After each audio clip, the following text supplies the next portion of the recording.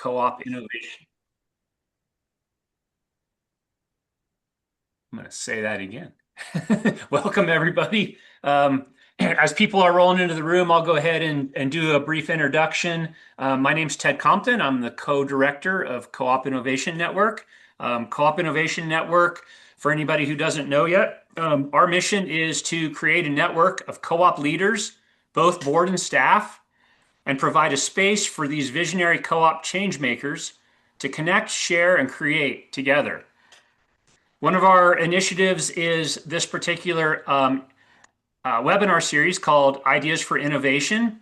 This is a series that highlights how rural electric cooperatives are building resilient, efficient, and equitable energy systems through innovative energy solutions. In this particular session, called Farming in a New Light, you're going to hear from solar companies and co-op representatives who have implemented agrivoltaic projects at co-ops nationwide. Other items to note, this session will be recorded. So if you like it and you want to share it, feel free to tell people to go to our website and it'll show up there in the next few days. You can also see all of the previous Ideas for Innovation webinars published there.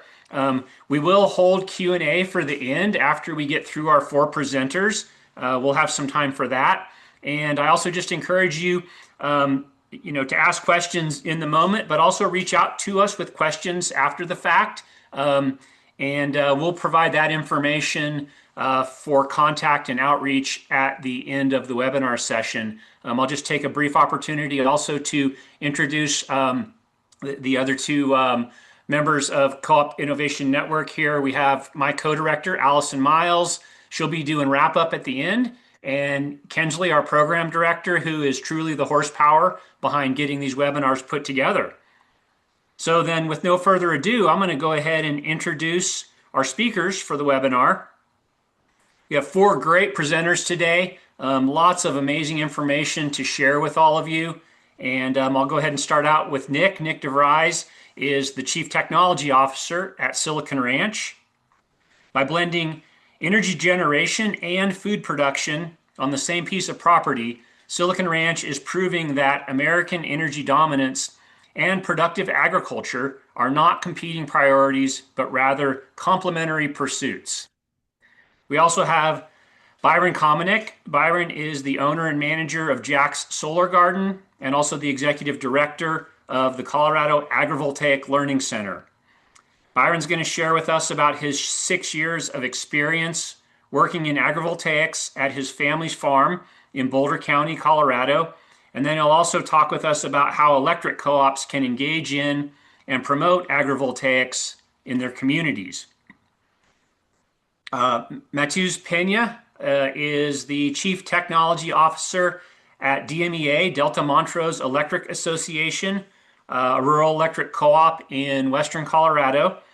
He's going to talk with us about an 80 megawatt agrivoltaic project located in DMEA's service territory. It's called Garnet Mesa Solar, and he'll share DMEA's involvement in the process and a bit about how that project is going for DMEA. And our fourth presenter is Eric Berry. He is the Business Development Manager at US Solar. US Solar is a leader in agrivoltaic initiatives, planting pollinator habitat, using sheep grazing for vegetation management, and even pioneering crop production. Eric works with electric cooperatives and other utility customers to develop distributed scale solar and battery storage projects that serve the co-op member owners, community, and the environment. Let's go ahead and kick things off with Nick DeVries. Nick, go ahead and take over. Great. Thanks, Ted, and thanks for having us. Hey, everyone. I'm Nick DeVries with Silicon Ranch. Let's go to the next slide as I've got my 10 minutes lined up here. We've some things to know about Silicon Ranch. We're a 15-year-old company founded in 2011 in Nashville, Tennessee, by 3 former public servants. We have long been leaders in solar, but then also in agrivoltaics. We have a keen interest in using a solar power plant for furthering economic development. And we see ourselves really as an economic development company that uses solar and now agribusiness as a process of increasing economic opportunity in the counties that we serve.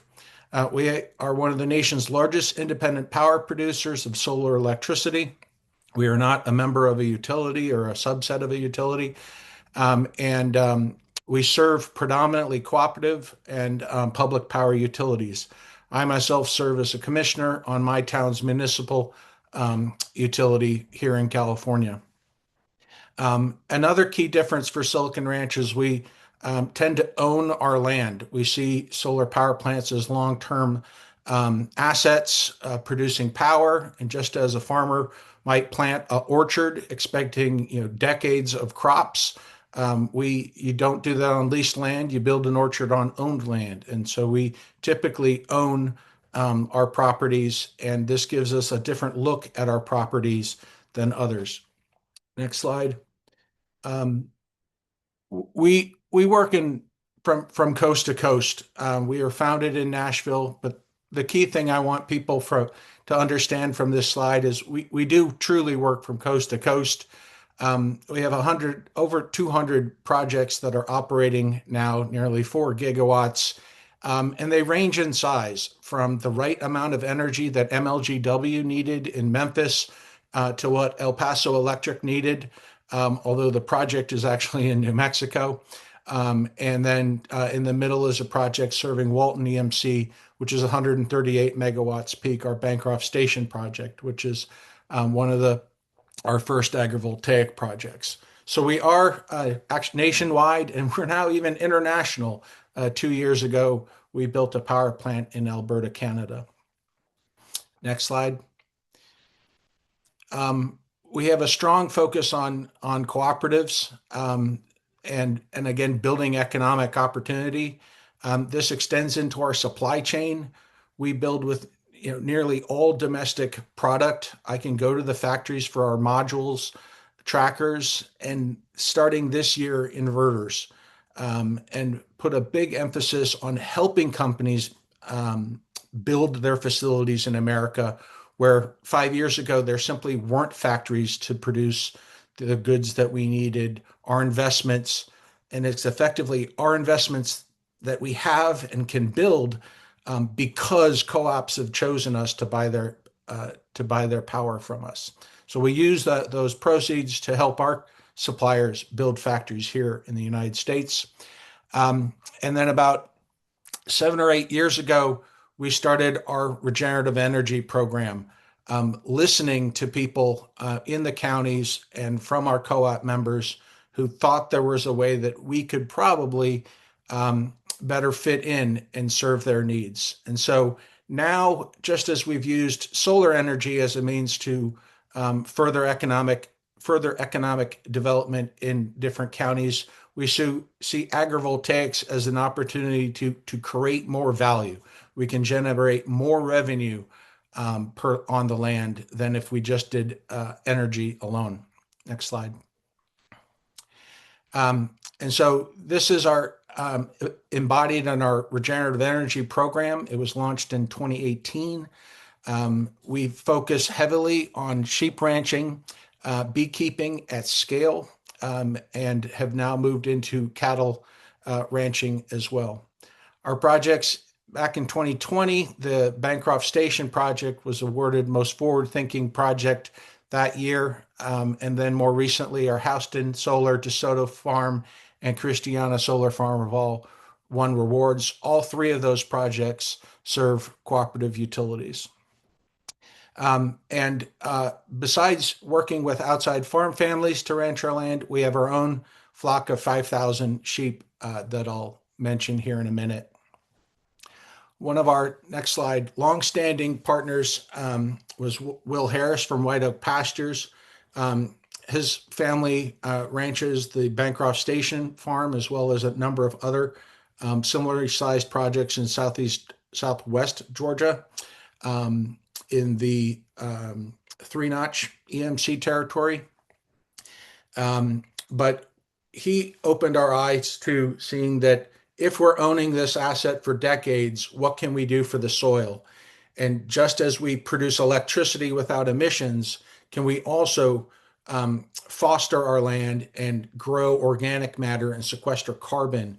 And so we have a program of evaluating our soil carbon content at the land that he manages, but many other in Tennessee and in Georgia for exactly this. This is our purpose for doing agriculture, is uh, to improve the soil. And again, if we own the land, this is another area that we can build value is in our soil. Next slide. Um, Aside from working with farm families, we could actually see that in Georgia, in particularly, there weren't that many sheep. It would be hard to ranch most of our land, and so we invested in a flock of our own. And now it has started at 600 sheep that we bought 5 years ago, and we've grown it now to over 5,000. We've retained 900 at a facility in central Georgia, in Flint Energy's territory, where we have our own sheep breeding program, and we understand the genetics of our sheep and try to improve them for parasite resistance and acclimatization to warm and humid climates. All of this is done through the National Sheep Improvement Program. And if you're a sheep geek like me, I can talk to you all about how we do this and what our aims are, what breeds that we've started with, and what breeds are we crossing into our flock. And this is all done on the Houston County project, which serves Green Power EMC, which distributes solar electricity across the state of Georgia. Next slide. Building off of this, we've had the program for about 6 years, and it's been this past year that it's come into fruition, which is our cattle tracker program, where we could see where we are very large on sheep ranching and will always be large in sheep ranching, but could see where there was a demand for folks who wanted to ranch cattle under our land, and that it would you can just raise things up, but that would makes things incredibly expensive. And so we've worked very hard to find a design of a solar system and a control system that allows us to ranch cattle while generating electricity at wholesale prices. Again, wholesale prices, which is what we have to sell to compete for cooperative business. So this project has been in operation for about 9 months now. It's gotten some good media, and I can talk a little bit later about that. This is in the MTC in questions if people have it. And this is in the MTE, Middle Tennessee service territory. But back to the land, I could put some cows under solar. Maybe it would be expensive. Maybe they would tear up the land. This isn't what we're looking for. Just to be able to do it is to do it together where the solar energy is benefited. This is good for animal welfare of the cattle and also good for the land, where we're improving the land, growing grass, and not endangering it as well. And I think I wrap up after this. Thanks for the heart there. How do we know about this? Nick, you're an engineer.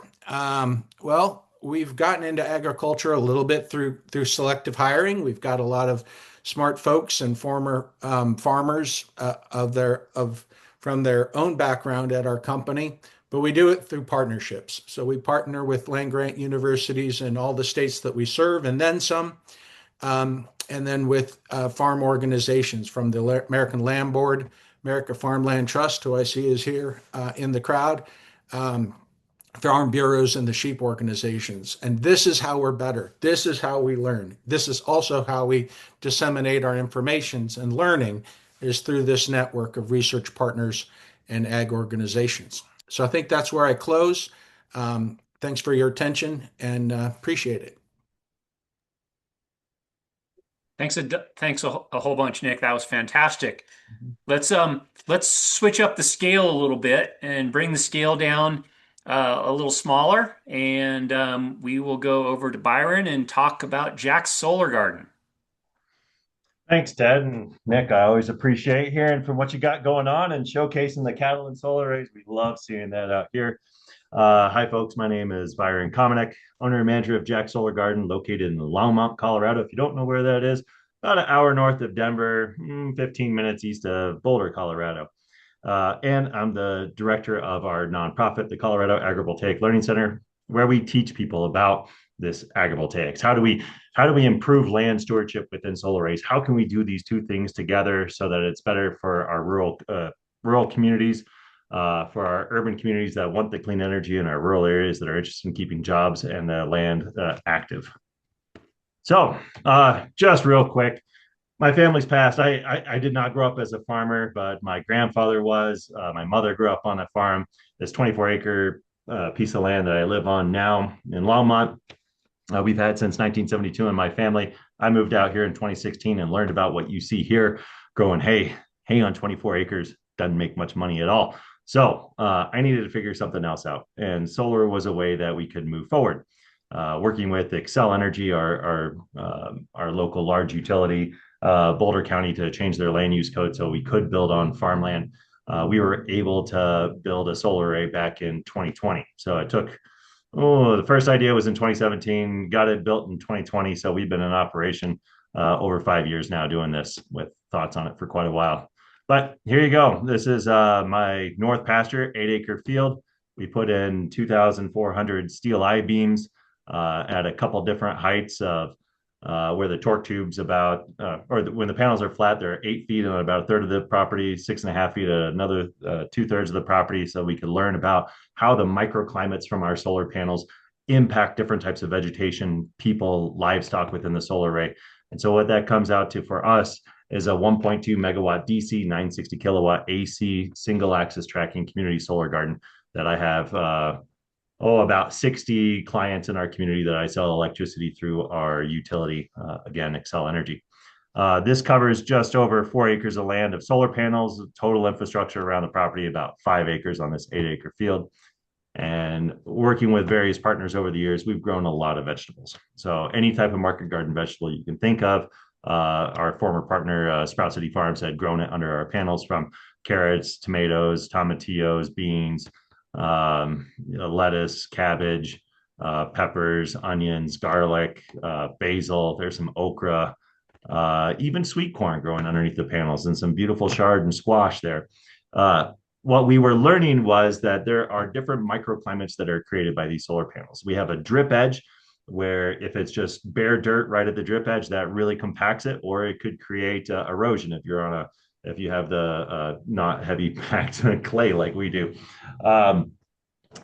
Or if you put mulch in it, like what we're doing out right now, that can help capture that water and be accessible to perennial plants, perennial vegetation around it. Oh yeah, this is what we're doing now. So over the years, I've been growing raspberries underneath our solar panels. They have done really well. This year, I'm planting an acre of raspberries and blackberries underneath our panels over the next month and a half. It's going to be a lot of time getting that done, but we're mulching right at the drip edge of the panels. This is taken at a picture in a different orientation that we tried. But one of the key things that we're interested in about growing berries within a solar array is the frost protection that we see. So these two pictures that you see here, one was taken outside of the solar array, and a minute later, the other one was taken within the solar array. Same variety of raspberry. The main difference is the raspberries outside of the solar array don't get to have the positive benefits to the heat retention that solar panels have at night during the fall and late spring. So when a soft freeze comes through, they're knocked out, not producing anymore. The raspberries underneath the panels, when the panels are flat, the earth is radiating heat, it bounces it back, and we could see that it's around 4 degrees Fahrenheit warmer during that time of year. And that's enough to keep the flowers from getting frost, from the berries from getting damaged, and from the plant just deciding to go dormant. So it was really cool to see, and we're interested in having a world of berries out here to turn it into a U-pick berry option in about 3 years' time. We worked with various researchers out underneath the panels. These are folks from the University of Arizona that have been studying how the different vegetables that we're growing out here, how they're impacted by the different microclimates. One of the interesting things that we saw was, like, if you grow basil out in full sun, you'll get a tiny little leaf. But the moment that you give it a little bit more shade, that leaf starts getting larger because it needs to collect more sunlight to grow. And that's what we want from a basil leaf. That's what we want from our lettuces, our arugula, our spinach. We want those leafy greens to have larger biomass above ground because that's what we eat. So having a little bit more shade on them in a hot and arid area like what we are is really beneficial. And you can imagine in Arizona, New Mexico, Texas, Utah, Nevada, those areas where it gets really hot, how much more beneficial a little bit of shade would be on the ground for our various leafy greens that are out there. These folks worked underneath our panels for 5 years. Our farmers growing vegetables worked underneath there the same amount of time, but we had 6 farmers out underneath our panels the entire season last year. No damage to the solar array, no damage to themselves. A lot of it is around how you decide to design and build the solar array that makes it safe for a lot of these folks. We work with friends up at Colorado State University that have been learning more about how our grasslands do within the solar array. As I like to point out, the picture on the left-hand side with little bags, a bunch of undergraduates out there with scissors cutting grass so that they could measure how much forage was grown in different parts of the solar array. And one of the most obvious things that we found was wherever there was the most soil moisture, that's where you had the most grass. But the interesting thing that we've seen over the past 5 years is that on a wet year, there's always more grass growing outside the solar array because water is not the limiting factor. Average year, it's about the same within the solar array versus outside. But on a dry year, we produce 20% more grass within the solar array versus outside because that shade is just keeping that moisture in the ground longer. And any small dew that comes off the panels, you have 6 to 7 feet of solar panel that drops all that water off in one spot and gets that moisture deeper into the soil so that the plants have access to it longer. So that's been something cool that we've seen from them over the years. We're also, there we go. We're also playing around with different livestock, similar to what Nick was talking about, but at a much smaller scale. We had about 50 laying hens underneath our panels last year, and one of the things you could easily see is that they really enjoyed being out in the shade. That's the area that they prefer to be in. Similar with our cattle. If it was a really hot day, you would see the animals out eating grass wherever the grass was greenest. Probably when it got too hot and they wanted to ruminate, they would go lay down in the shade. We've even seen, or I was recently in New Mexico where I heard from a fella that was grazing goats in a solar array. And he was noting, wherever you have, if you have good grass, they want to eat. That's what they're going to do. It's the moment that you don't have good forage on the ground, that's when the animals are going to be more interested in other things. So having good vegetation out on the land is really important for these animals. We've even seen a site in Louisiana where they put out 40 yearlings on a standard solar array site where the leading edge was only 2 feet off the ground with a 2 panels in portrait with the torque tube around 7 feet high. And they reported that there was, I think, only 1 panel got mildly damaged when the cows were running out of the field. So just a really cool opportunity to learn more about how we have cattle within solar arrays and probably how little we actually really need to change the infrastructure that we put in for these animals. I think wire management being probably the most important part there. I don't know if this shows well, but a little video of a cow scratching its neck on the steel I-beam. And what we were finding is that like this animal pushing on our steel I-beam that's embedded 9 feet in the ground, like 10-mile-an-hour windstorms were putting more pressure on our solar array than that animal doing so. But so what co-ops can do in the area in relation to agrivoltaics, a lot of it is providing land access to folks that don't have that, can't afford land. So thinking about how can our solar array land support agribusiness by coming up with site access agreements that you can have with a local farmer, local rancher that wants to make use of the land within the solar array. It's a wonderful opportunity to help support local agriculture by providing that free access to land and have somebody out there that cares about what's going on within the solar array. I found over the years, as I had farmers in the solar array, they would take pictures of bolts they might find on the ground if something rattled too much, or they would tell me when a set of panels tabled, or they would just tell me if there was anything that they thought was out of order within the solar array, and I could go out there and fix it. But if I didn't have those folks out there taking those pictures and telling me what's happening in my solar array, I would have missed out on some aspects and maybe cost me more money if a larger issue came about from it. So I strongly think that there's an opportunity there to add agribusinesses into existing solar arrays, and even better for planned ones. Like if a co-op is looking to build a solar array, we think there's a huge opportunity to put it into your RFP. I don't recommend stating we want agrivoltaics in your RFP endpoint. It's about explaining what you want. Talk about land stewardship in the solar array. Look, having good vegetation remain on property, not blading the entire site, not grading it down and compacting it so nothing can grow there, but having substantive vegetation that's there throughout the process of construction. Or the very bottom picture where we're removing drive lines that go east-west across the property and finding trackers that allow the torque tubes to remain, or the drive lines to remain east or north-south, so that it's easier to have vehicle access and throughout the site. Agriculture requires movement of something, so making sure that we have opportunities for movement. And then I'll also point out the wire management is important. Better wire management, the safer it is for everyone. And the last part I'll share what co-ops could do aside from putting it into your RFP of exactly what you're interested in from a builder perspective. We know of folks at La Plata Electric Association and Holy Cross Energy that have additional programs where clients can add in maybe $1 a month or pennies per kilowatt hour for their usage that could go to a specific program for procuring renewable energy. This could also be put towards a voluntary agricultural land offset for your clients. So maybe your clients understand that solar is taking up some of ag land. There's an opportunity for them to pay in to help support that ag land stay active, to either go towards the agribusiness or towards the maybe any design alterations that would occur for agricultural activities. That's what I got. I appreciate y'all taking the time to listen to me. Cheers. Fantastic, Byron. Yeah.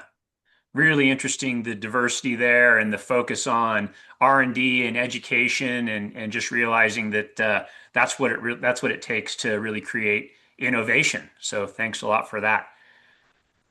Next, let's look at this from a perspective of the actual co-op that's buying and using and distributing the energy. Matthews, go ahead and take it over. Open. Perfect. Thank you, Kinsley. Yeah, so I'm Matosh Penna. I'm the Chief Technical Officer for Delta-Montrose Electric Association. For those of you that don't know where we are, Western Colorado, just south of Grand Junction, Delta and Montrose County. It's pretty shocking. It's in the name, right? Um, is that gonna blow up for us, Kinsley? Yeah, sorry about that. I was just gonna ask, and let me get that right. My apologies. Byron did it so smoothly.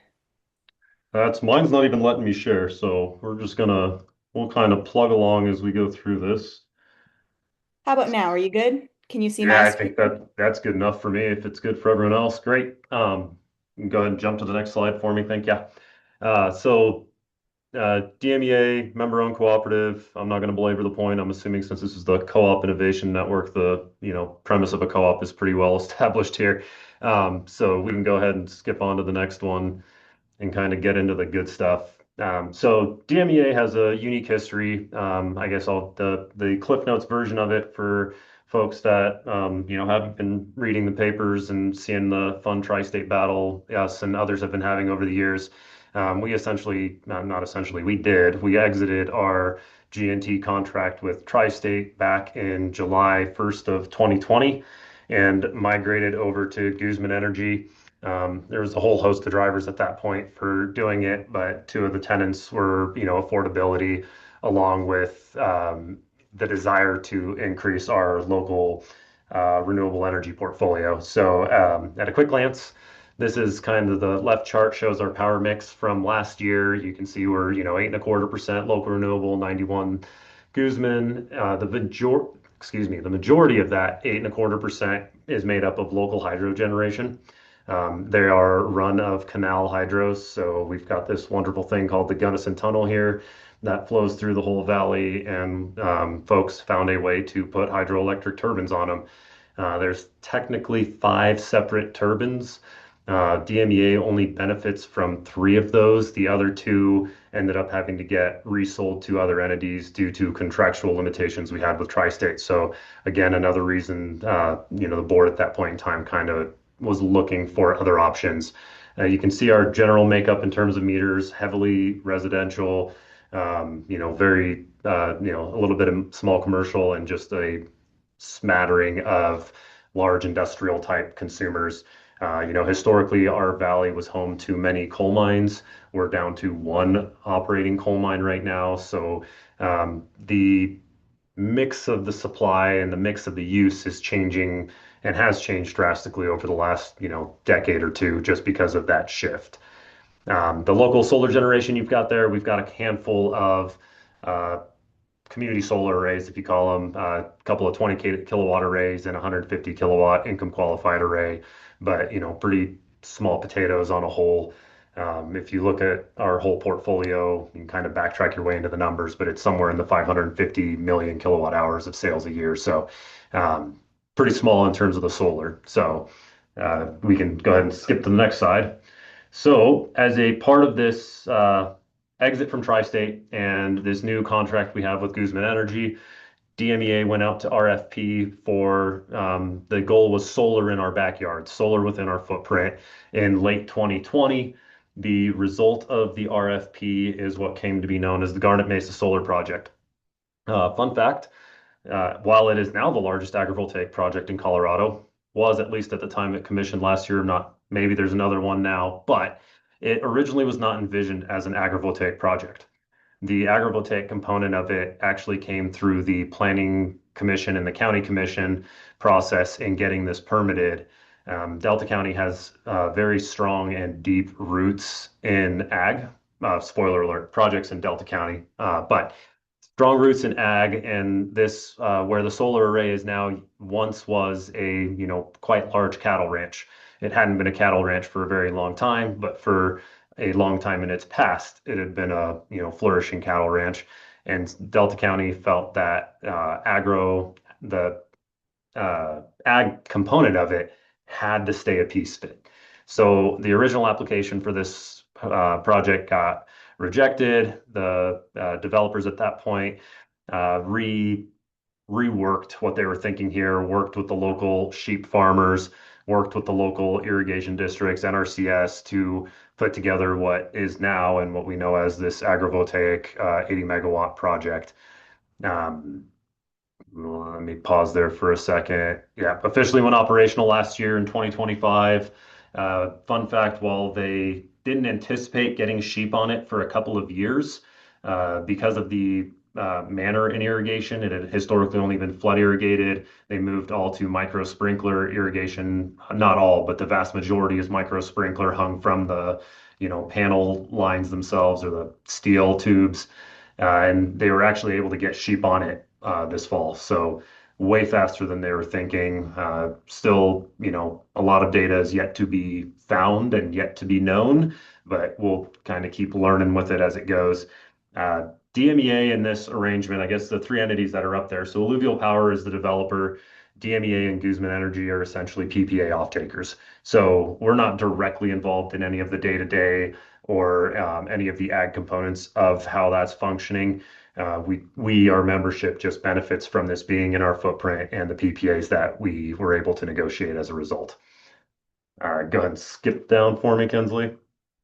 So a couple of the high level quick stats. I'm not going to belabor these points, but some of the fun ones, the 175,000 panels for Western Colorado. I don't think many people had seen that kind of a volume in one spot. You end up actually, if you ever fly into Montrose coming in out of Denver and you fly the northern route, you fly right over this. It kind of looks way cool from a couple thousand feet up in the air, covering roughly 380 acres and 600 planned sheep, and they ended up planting, I think that number is a little bit higher now, but 500 plus some odd trees and shrubs and stuff to essentially create a buffer. between the array and the roadways in the general area. Um, so I guess why is this possible at DMEA? That's kind of the big question here. Why don't we see this more places? DMEA did a lot of awesome legwork in the early, let's call it 2010, 2015 timeframe that ultimately set us up for the possibility of a departure from our GNT and then the exploration of, projects like this with Guzman. I can say, Guzman's been a phenomenal partner in terms of, thinking through creative solutions and possibilities. Another project that came online, I know this is agrivoltaic related, but a biomass facility that got created from the local sawmill up here too. That, conversations like that, 10 years ago, were very difficult to have with Tri-State. A lot has changed, and I understand those conversations are a lot more easily had at Tri-State now. But when we were looking to do them, that kind of wasn't on the table. So that's kind of the high level of why we could get away with something like this in our service territory. And obviously, uh, all of the altruistic benefits of the sheep and the agrivoltaics and the solar being in our backyard is phenomenal. But at the end of the day, it penciled economically, whether it was by scale or by timing. The economics penciled, and it's a net benefit to stabilizing rates for our membership. And I think that is where I will wrap it up. Cool. Thanks a lot, Matthews. I mean, so many interesting things there. One of the things that really strikes me is, that there was a project proposed and it got held up, and one of the saving graces of that project was adding sheep to it. And so, really, really interesting way in which that developed. Um, yeah, let's jump over to Eric Berry, and go ahead and take it away. Well, excellent. Thanks so much for having me, and what an enviable position I have to wrap up and be the only thing standing between you all and a happy hour, or walking your dog if you're remote maybe. But really really fun to hear what my co-presenters all offer different perspectives on this topic. I'm excited to share a bit about what US Solar has done. We are also a developer. We are an independent power producer. We're based in Minneapolis. We focus on 1 to 10 megawatt DG interconnected solar and storage. Those are our kind of our bread and butter sweet spot type of projects, and that takes us across the country. You can see the states or the regions where we have work or are working. And these projects are typically 1 megawatt projects. A lot of them are community solar gardens, so they're restricted by that legislation. So the total number of megawatts we have, under our construction and operation portfolio is, around 260 megawatts, but that includes, 120 plus operating projects. So a lot of these are kind of, small 1 megawatt projects spread all across the country. And we've gotten really good at that model. So how does agrivoltaics fit in? Well, we have advanced, several different iterations of agrivoltaics, starting in Minnesota, where we had some really positive momentum, and then bringing that elsewhere. But I wanted to start next talking a little bit about some of the trade-offs that we see with agrivoltaics. And as I was kind of thinking about this presentation and the evolution of agrivoltaics in the industry, it seemed to mirror a little bit of how solar energy itself kind of came to where it is. So those early adopters of solar energy, they were really in it for kind of the stewardship, the environmental aspects, right? It was very mission driven. And it had kind of a trade-off, it was still pretty expensive in those early days, but over time, costs came down and that kind of changed. And it's the same kind of thing. This trade-off with agrivoltaics, is it really for the mission of land health and eco health at the cost of hurting your margin or additional cost or things like that.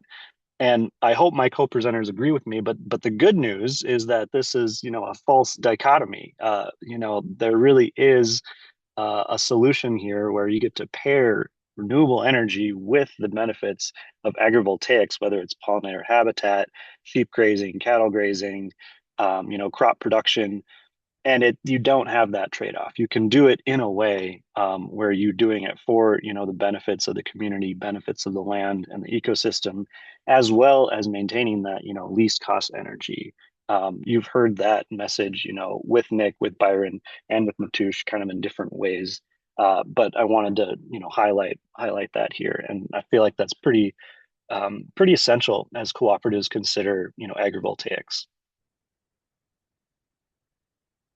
I wanted to turn as well to, as electric cooperatives consider whether or not agrivoltaics is a nice, addition or complement to, their renewable energy portfolio.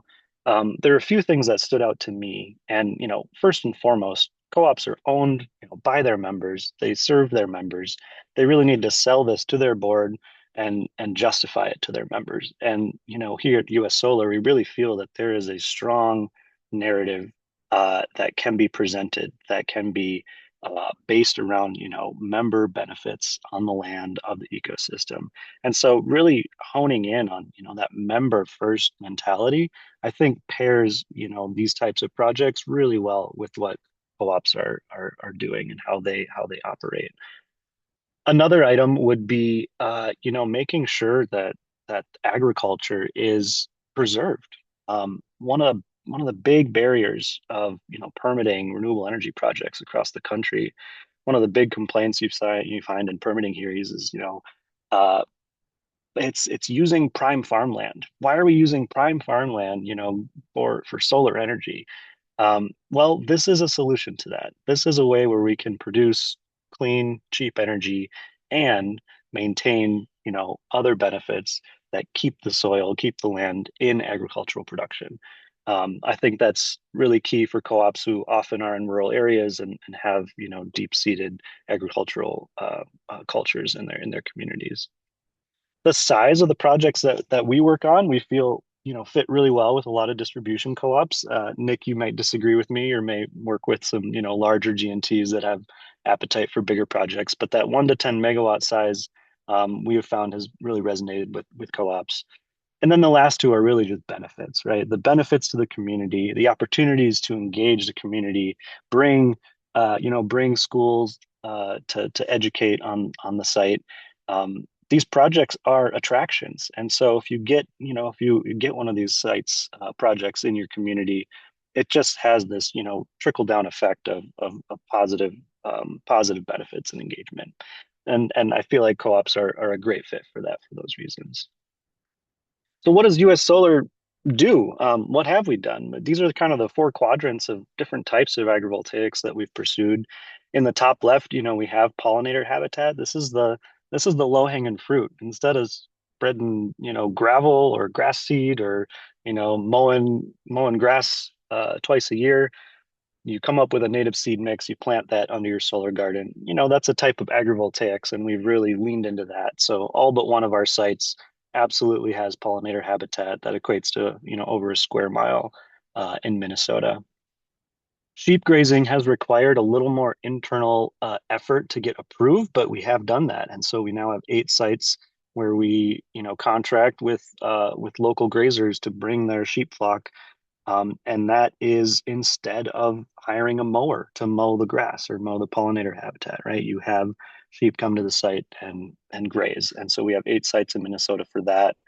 I'm going to spend a little more time on the next few slides talking about crop production. And this is where we really had some success and really have kind of a fun story to tell. So that's, one site in Minnesota where we have some crops growing. And then in the lower left, it sounds like Nick and Byron have already cracked the code, and we're not there, but we're on our way. So cattle grazing is kind of the next frontier, and it sounds, like Silicon Ranch has really come up with a cool, technological solution. We're also in that vein, looking for how can we, expand the market to the Mountain West, where we have a lot of cattle grazing. We can open up that market by showing that cattle work with solar. I think that's a great opportunity. And this picture is from the University of Minnesota as a Morris campus, and they've had cattle with these elevated panels for 10 years, and they've proven that it's sustainable and workable. we want to bring that back down, because the cost of elevating panels is so high. So that's on the frontier, and all of these kind of make up the agrivoltaics portfolio that we pursue.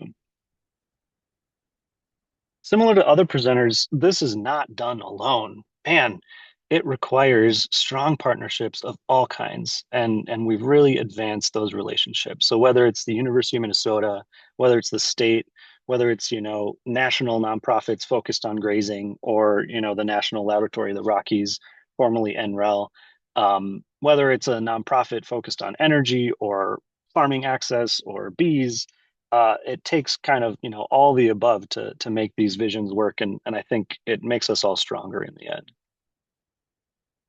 A quick snapshot: we're based in Minnesota, so this has been our backyard and our hub for a lot of the pollinator habitat that we've advanced. Minnesota remains by site the leader in the country for agrivoltaic projects, and many of those are our pollinator community solar gardens. So a quick case study. This is our Big Lake solar project in Minnesota. It COD'd in 2018, and then 4 years later, we added crop production in between the rows. And so you can see a farmer here, using a handheld tiller. This is similar to the images you saw with Byron, where you have kind of small scale solar, and you're really farming in between the panels. There's no way around it. And so you can see, it looks like any other farm. It just got solar on it. You got crops growing, you got some seedlings. And the point I really want to, well, I'll start here. Yeah, crop production began in 2022. The point I really want to hammer home is what Byron mentioned. This type of model really supports land access. And one of the big barriers for startup farmers that want to get into farming is, how do they get land? How do they crack that code? It can be very expensive, and this is a way around that. So on this small 1 megawatt site, we have 7 farmers that are being coordinated by a nonprofit partner of ours, and they now all have access to farm that. And it is vegetables across the board. Ones pepper and kale and radishes actually do really well in the sandy soil, lettuces and all of the above. And so it's really fun to see all these farmers choose what they want to grow, and then pursue it. And of course, this is a part of a research project. So we have University of Minnesota students coming out, graduate students, undergraduate students coming out and sampling soils and checking yields and doing measurements. It's just wonderful to see. And this is hammering that point home. We have Somali and Hmong populations that are pretty sizable in Minnesota, and often that land access is a barrier for them, to farm. And so this is enabling that community engagement, opening up doors, all while producing cheap renewable energy as well. So I'll close on this slide. This is the Big Lake Solar Project. You can see some bee boxes here. That's on site as well. And I would be remiss if I didn't mention Peter Schmidt, my colleague here at US Solar. He's on the right in this photo. He's really the torchbearer for our agrivoltaic initiatives here at US Solar. He has really pushed the company to adopt pollinator habitat, to adopt sheep grazing. Big Lake is really his big effort, and cattle grazing comes next. So I've been really lucky to work alongside him. He would be here in my stead if he didn't welcome his first child a few weeks ago. So he's on paternity leave today, and the only thing that he loves more than being a dad and having a water quality certified farm would be local beer. And this is a beer that was brewed with honey from the Big Lake site by a local brewery right next, in the local town. And so, Peter's vision here is just so commendable. He was nominated for, Champion of the Year by the North American Agrivoltaics Awards. And so I just have to mention his leadership on the US Solar side. So I'll wrap it up there. Thanks for listening. I'll turn it back to you, Ted, for any questions. Thanks a lot, Eric. And I'm going to go ahead and pass the torch over to Allison for wrap up and Q&A. Yeah. Well,